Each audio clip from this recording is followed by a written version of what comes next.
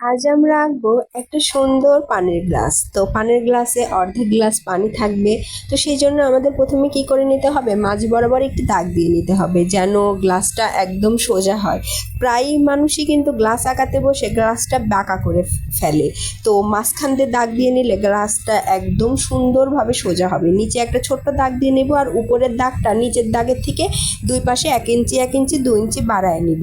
তাহলে গ্লাসের শেপটা অনেক বেশি সুন্দর আসবে আর একদম পারফেক্ট গ্লাস হবে।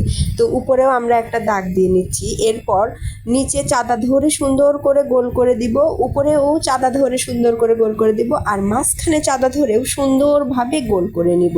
তাহলে আমাদের একটি গ্লাস হয়ে যাবে। আর মাঝখানে গোল করাটাই কিন্তু বোঝা যাচ্ছে যে অর্ধেক গ্লাস পর্যন্ত পানি।